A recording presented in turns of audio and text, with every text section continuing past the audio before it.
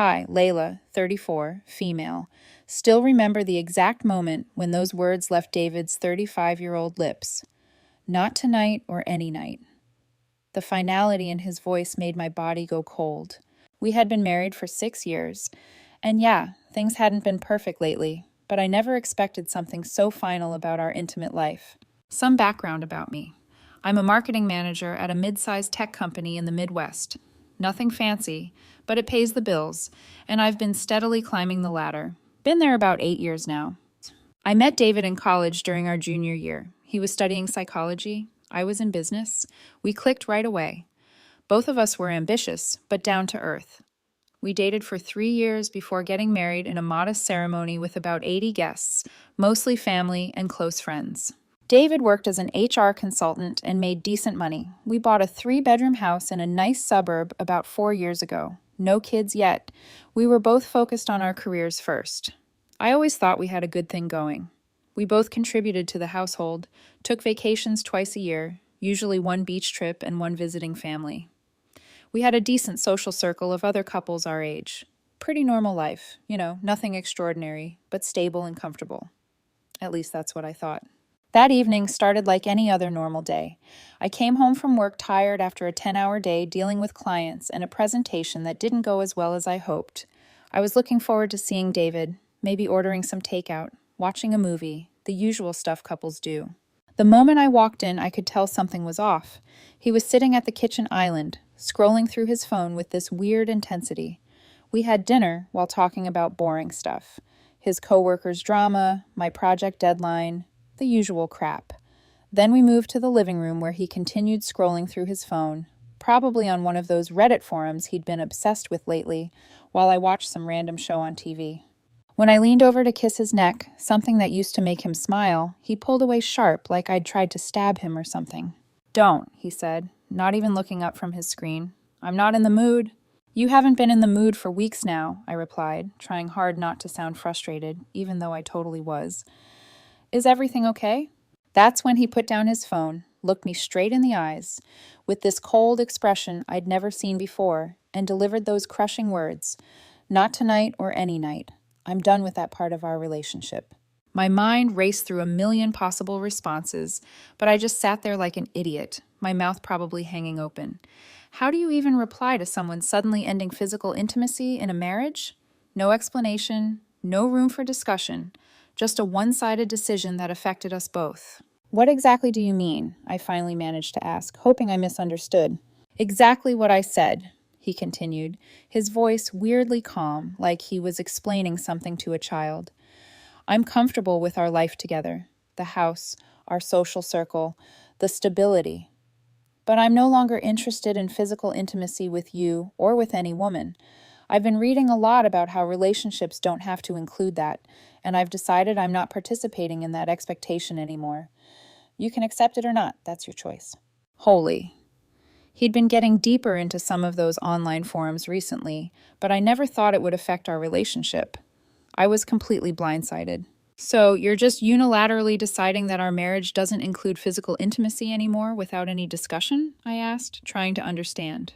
"I don't need your permission to set boundaries with my own body," he replied, his tone getting that edge I'd come to recognize whenever he was quoting something from his online groups. "The fact that you think this requires a discussion just shows how entitled women are to men's bodies."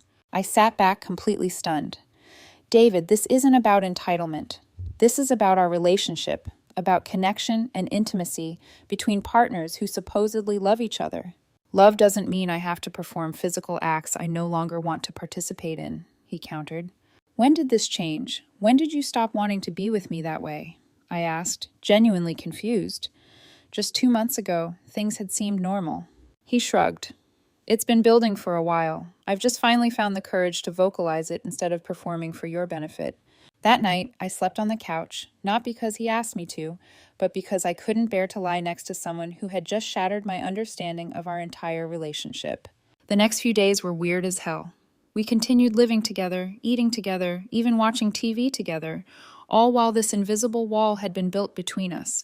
He acted like his declaration was as ordinary as announcing he wanted to change grocery stores or something, not the complete reshaping of our marriage. I tried bringing up counseling over breakfast 3 days after his announcement. I found a couples therapist with good reviews. I think we should talk to someone about what's going on between us. We don't need therapy, he responded dismissively while rolling his eyes. There's nothing wrong with me, and I'm not going to be pressured into physical intimacy I don't want just because society expects it. Maybe you should get therapy for your dependency on male validation. Jesus Christ. Of course, he was right about not being pressured.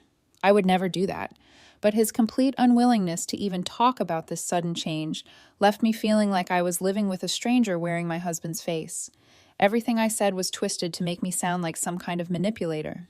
At night, laying on my side of our now purely functional bed, I'd moved back from the couch, determined not to be displaced in my own home.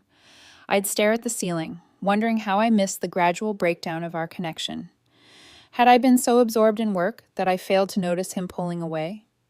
Or had he hidden his feelings until reaching some breaking point I never saw coming? I reviewed our recent history, looking for signs. Sure, our sex life had slowed down somewhat over the past year, but that seemed normal for a couple married 6+ years, both working demanding jobs. We still had date nights, still held hands during movies, still told each other, "I love you," before bed. Or at least we had until recently. One thing became real clear, real fast. I was now in a marriage where I was neither wanted nor needed in any meaningful way. I was simply convenient. A contributor to bills, a social partner for couple-oriented gatherings, a housemate who helped maintain our outward image of marital success. Just another person he could point to when talking to his new friends about how he was setting boundaries. I tried one more time to understand, catching him on a Saturday morning when we were both home. "David, I'm trying to respect your feelings, but I need to understand better what's happening. Did I do something wrong? Is there something I can change?" He sighed dramatically, like my question was the most exhausting thing he'd ever heard. "This is exactly the problem with women. You think everything is about you. This is about my journey and my autonomy. The fact that you're making it about what you did wrong just proves my point." "But we're married," I said, frustration building. "Your decisions affect me too." "So what? You think your entitlement to my body outweighs my right to control it? This is why relationships fail, because people like you can't handle others making their own choices." I walked away from that conversation feeling completely hopeless. There was no reasoning with him, no finding common ground. He had created a narrative where any disagreement with his position just confirmed his worldview. 2 weeks after his declaration, I found myself sitting in my car outside our house, unable to summon the energy to go inside. What was waiting for me there? Another evening of polite coexistence with someone who had unilaterally changed the terms of our relationship without any real explanation. Another lecture about how I was part of the problem for expecting basic human connection in a marriage. That's when I realized I had a choice to make. I could continue living in this emotional desert, hoping for rain that would never come, or I could redirect my time, attention, and resources towards something or someone that offered at least the possibility of growth. As I finally walked through our front door, a plan was forming in my mind. Not revenge or some dramatic confrontation, at least not yet, but something more powerful, a complete redirection of my life's energy. If he had moved on from me without physically leaving, maybe I could do the same. My redirection began with small changes. I set my alarm for 5:30 a.m., a full hour before David would wake up.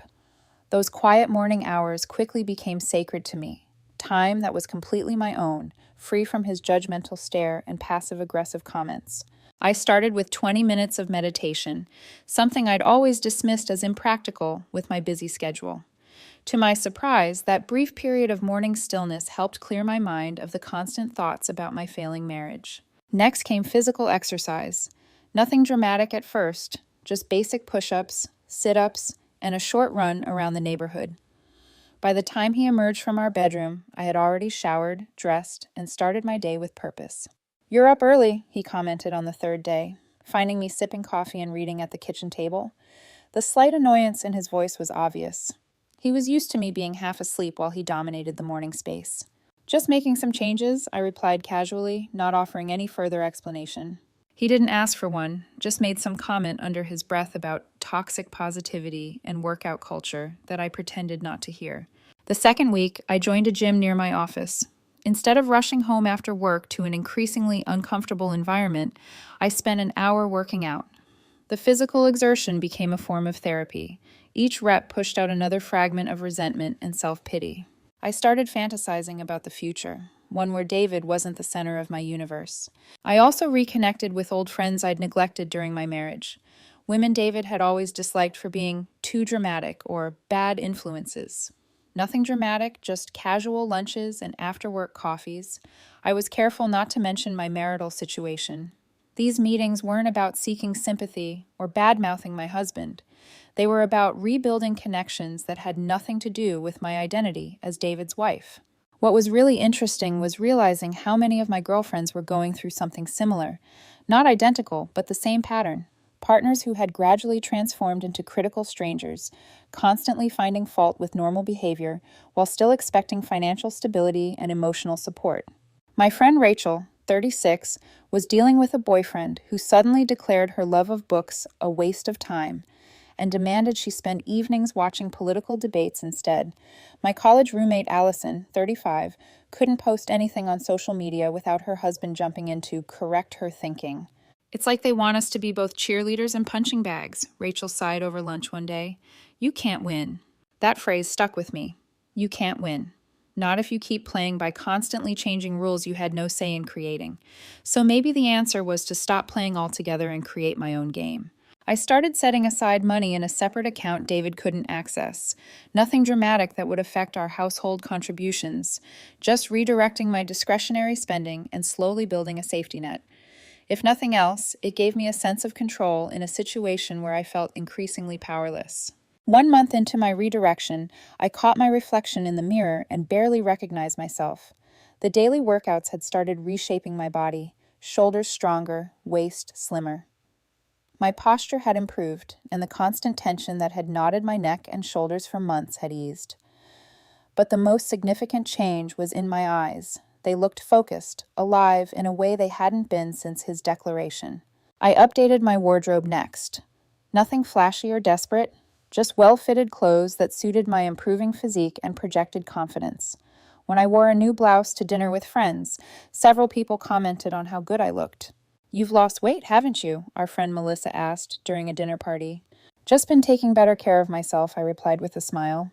David noticed too, though he tried to disguise his interest with criticism. "Isn't that top a little tight?" he asked one morning as I was getting ready for work. "Seems like you're trying way too hard." Very midlife crisis energy. I just smiled and left without responding, which seemed to annoy him even more. The redirection extended to my finances as well.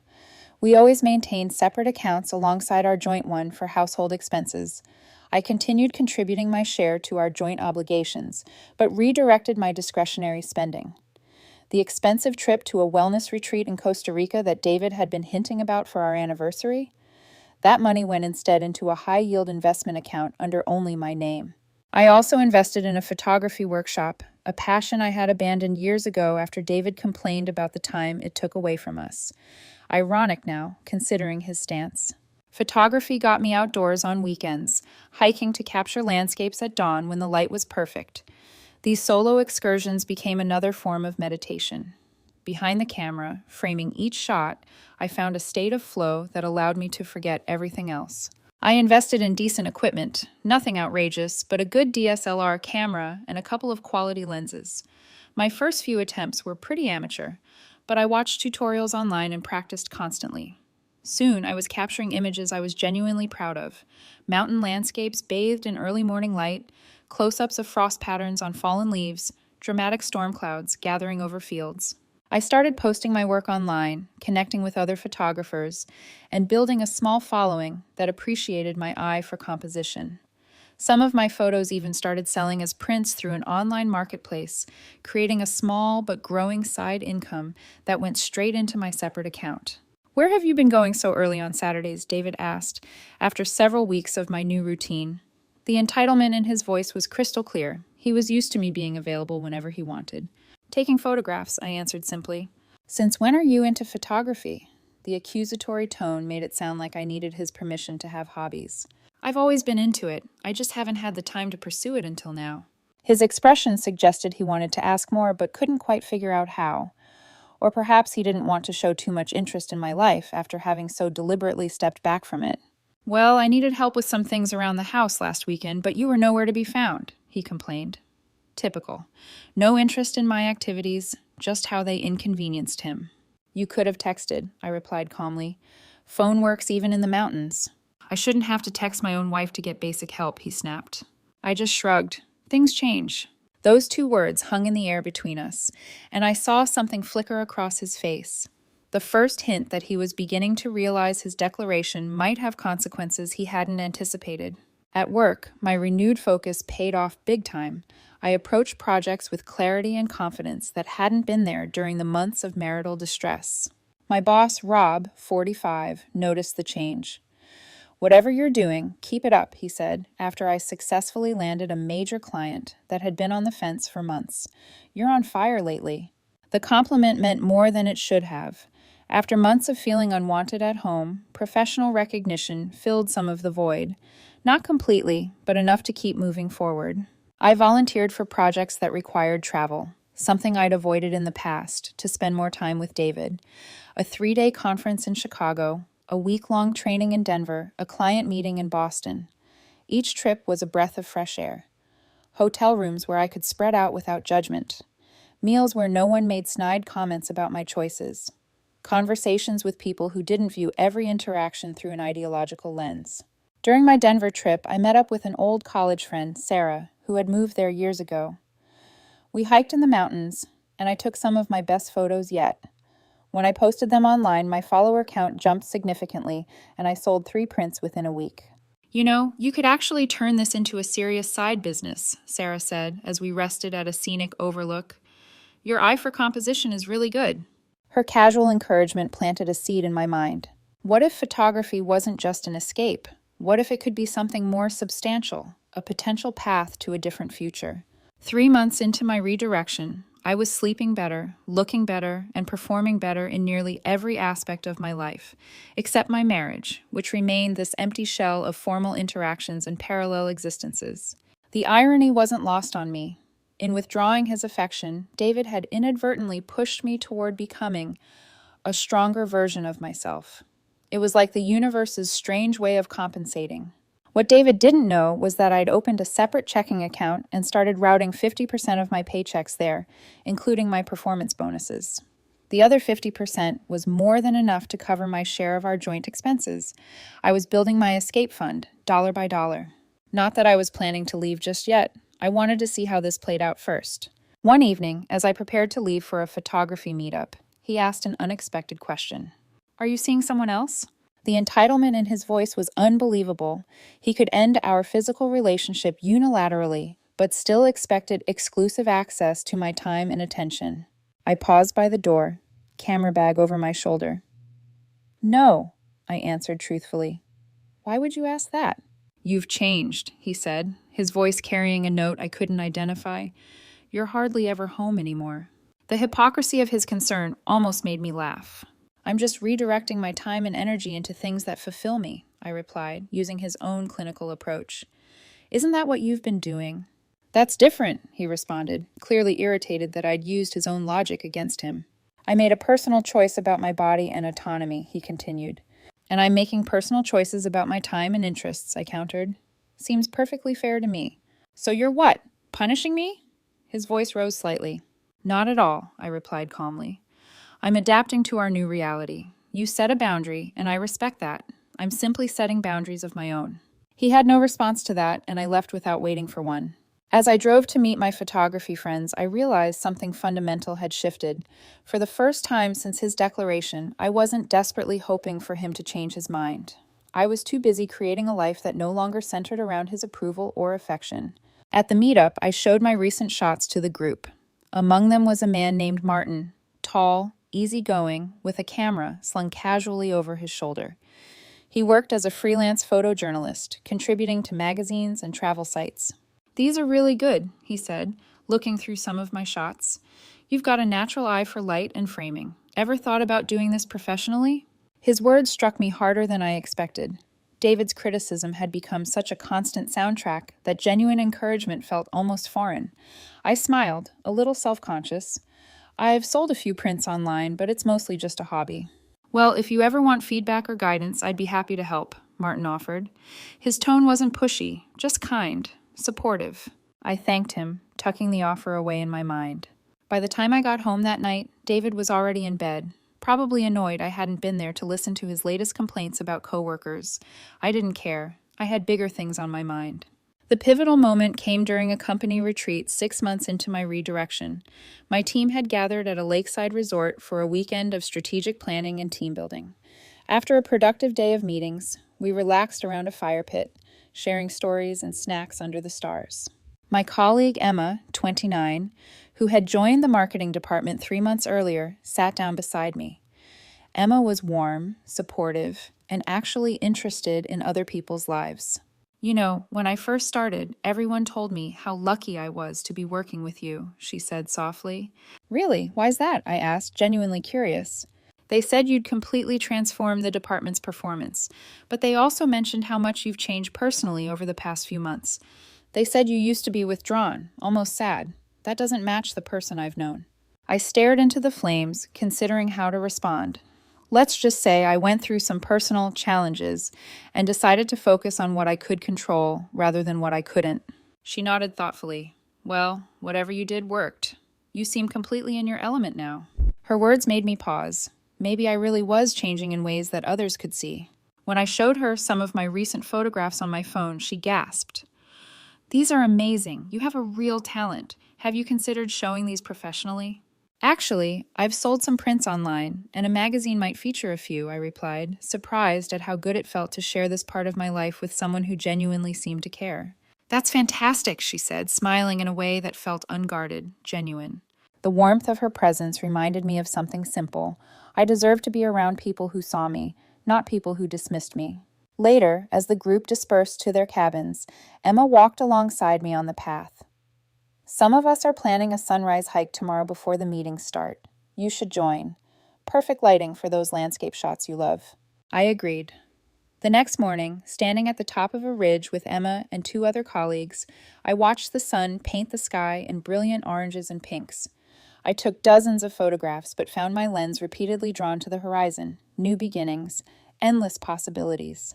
When I returned home Sunday evening, David was in the kitchen, unusually attentive. How was the retreat? He asked. Productive, I said simply, setting down my bag. I saw some of the photos you posted. Beautiful location. That man in some of the pictures, he's in your photography group, isn't he? The question caught me off guard. He must have noticed Martin in the background of a few shots. That's Martin, I answered neutrally. He's a photographer too. He seems very interested in you, David said, his eyes narrowing. The territorial behavior was rich, coming from someone who had explicitly rejected me. I hadn't really noticed, I lied, keeping my voice even. Really? You've taken about a dozen photos with him in them. Seems like you noticed plenty. I chose my next words carefully. He happened to be in the frame during our group activities. Why are you asking about this? You made it very clear that certain aspects of our relationship are over. You don't get to dictate who I spend time with professionally. His lips pressed into a thin line, but he said nothing more. That was the moment I decided to accelerate my exit plan. The following week brought more surprises. David started initiating conversations, asking about my day, even suggesting we watch shows together. He made dinner several times and toned down the lectures. It was like living with the man I'd married years ago, before he had transformed into a stranger. But I knew exactly what was happening. He was trying to reestablish control, to pull me back into orbit now that he sensed I was drifting away. The realization only strengthened my resolve. This wasn't about revenge. It was about self-preservation. 2 key events aligned to create the perfect opportunity for my freedom. First, I received a significant promotion at work with a substantial raise and more travel opportunities. I kept this information to myself, not sharing it with David despite his increasingly desperate attempts to re-engage. Second, through my professional network, I learned that his company was planning major layoffs due to a merger. His department was likely to be hit hard. This wasn't inside trading or anything illegal, just the kind of information that flows through business connections in our mid-sized city. The timing couldn't have been better. Over the past months, through my networking and new social connections, I'd learned that his company was planning these layoffs. In fact, I'd helped a colleague's spouse get hired at a competing firm 3 weeks earlier, knowing they'd need someone with David's exact qualifications. I could have easily done the same for him. A single phone call would have secured him an interview at minimum, but I chose not to. Instead, I accelerated my exit strategy. I consulted with a lawyer discreetly, paying in cash from my separate account. I learned exactly what I needed to do to protect myself financially in a divorce. I documented David's declaration about ending physical intimacy, his subsequent behavior, everything that might help my case. I also discovered through casual conversations that David had been bad-mouthing me to his friends and family, painting himself as some kind of victim while conveniently omitting his unilateral decision to fundamentally change our marriage. That sealed the deal. My escape needed to be complete and decisive. 2 weeks later, David's company announced the layoffs. He came home visibly shaken. "My department might be cut next month," he said, clearly expecting sympathy. "I'm really worried." "That's tough," I responded, offering basic courtesy, but nothing more. "I'm sure you'll figure it out." The layoffs happened faster than expected. The following Friday, David came home in tears. "I lost my job," he sobbed. "They eliminated our entire department." "I'm sorry to hear that," I said, maintaining a neutral expression. "What's your plan?" He looked shocked at my response. "My plan? I just lost my job. I need time to process this." "Of course," I replied. "Take all the time you need, but our financial obligations don't stop. So just let me know how you plan to continue contributing to the household expenses." His jaw literally dropped. "Are you serious right now? I'm in crisis and you're asking about bills?" I shrugged. "Just being practical. We both contribute equally, right? That's always been your position." The next morning, I made my move.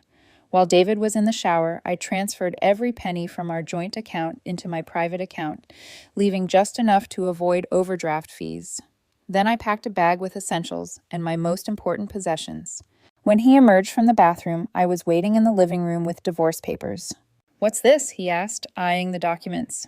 "Divorce papers," I replied calmly.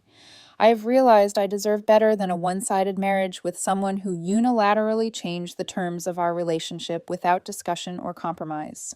His face went through a series of emotions: shock, anger, disbelief. "You can't be serious. Because I wouldn't sleep with you? That's what this is about?" "No, it's about respect and reciprocity. You made a choice that affected us both, presented it as non-negotiable, and expected me to simply accept it. That's not a partnership." He scoffed. "So, you're running off with your little photographer friend? How predictable." "This has nothing to do with Martin or anyone else. This is about you and me, and the broken agreement between us. By the way, I've moved our joint funds into a separate account that you won't have access to until we reach a settlement." His face paled. "You did what? You can't do that. I just lost my job. How am I supposed to pay for anything?" "Not my problem," I replied, echoing the same dismissive tone he'd used when ending our physical relationship. "You should have considered the potential consequences before making unilateral decisions about our marriage." "This is financial abuse," he shouted, tears forming in his eyes. "I need that money for basic necessities." "No," I said firmly. "This is consequences. And speaking of necessities, the mortgage is due next week. I've calculated your half. It's listed in the documents. I'll expect your payment on time." He started to panic visibly. "Please, you can't do this. I have no income right now. I need time to find a new job." "You should have thought about that before declaring not tonight or any night and treating me like an accessory to your life rather than a partner. You wanted independence. Congratulations. You've got it. Complete financial independence, too." Over the next week, David's behavior changed dramatically. The cold rhetoric disappeared, replaced by desperate pleas and attempts to renegotiate. He suggested counseling, hinted at reconsidering his stance on intimacy, even tried seduction one night, which I firmly rejected. My lawyer had advised me not to leave the house yet, so we continued living together in increasingly tense circumstances. David's friends started calling me, telling me how cruel I was being, how I needed to support my husband in his time of need. I blocked their numbers one by one. His parents reached out next, suggesting we all meet to discuss the situation. I declined politely, but firmly. "Your son made his choice months ago," I told his father over the phone. "I'm simply making mine now." 2 weeks into this standoff, David's desperation peaked. He had no job prospects, no access to our joint savings, and bills piling up. He approached me one evening, completely defeated. "Please," he begged, tears streaming down his face. "I need help. I can't do this alone." "That's an interesting perspective," I replied coolly. Wasn't it you who told me that marriage was just a social construct? That physical intimacy with me was something you could unilaterally end without discussion? I was wrong, he whispered. I got caught up in all these ideas without thinking about what they really meant. Please, I'll do anything. We can go to counseling, rebuild our relationship, whatever you want. The problem is, David, I don't want that anymore. You showed me who you really are, someone who views relationships as transactional, who takes what he wants and discards the rest. Now that you need something from me, suddenly you're willing to reconsider everything. That's not love or partnership, that's opportunism. I stood up, gathering my keys. I'm moving out tomorrow. The divorce papers are ready for your signature. If you contest them, I'm prepared for a legal battle that will drain what little resources you have left. If you sign them as is, I'll provide a one-time payment to help you transition to your new independent life. You planned this all along, he realized, his voice hollow. From the moment I said those words, you were planning your exit. No, I corrected him. I planned this from the moment I realized you saw me as disposable. You taught me an important lesson about self-worth, David, and for that, I suppose I should thank you. I moved out the next day into a new apartment I'd secretly secured weeks earlier. David signed the divorce papers without contest, receiving his settlement payment as promised. I heard through mutual friends that he moved back in with his parents in another state. As for me, I continued building my new life, advancing in my career, developing my photography business on the side, maintaining my physical fitness, and yes, eventually deepening my friendship with Martin. At first, we were simply companions on hikes and photography trips, but slowly, as weeks turned into months, our connection grew undeniable. He was patient, never pushing me, never treating my attention as an entitlement. With Martin, respect wasn't a bargaining chip, it was the foundation. 6 months after my divorce was finalized, my first photography exhibition opened at a local gallery. Among the images on display was a striking landscape taken at dawn on a mountain trail. The morning I realized I deserved better. Martin stood beside me that night, his hand warm in mine, pride shining in his eyes. "You've built something incredible, Layla," he whispered. And for the first time in years, I believed it. The greatest revenge wasn't taking David's financial security or even his dignity. It was becoming the woman I should have been all along, confident, self-sufficient, and unwilling to accept anything less than a genuine, reciprocal relationship. In trying to diminish me, David had inadvertently set me free. Sometimes he still tried to contact me, especially when he was struggling financially. I maintained minimal, business-like communication as needed to finalize any remaining legal matters, but otherwise I'd moved on completely. Our mutual friends eventually learned the full story, and most understood my position, even if they felt I'd been harsh in my execution. But here's the thing about consequences. They're not harsh or kind. They're just inevitable. David chose to destroy the foundation of our marriage while expecting the structure to remain standing. When it collapsed, he was simply experiencing the natural outcome of his own actions. This experience taught me that self-respect isn't selfish, it's essential, and that sometimes the most powerful response to someone who treats you as disposable is to simply agree with them and walk away.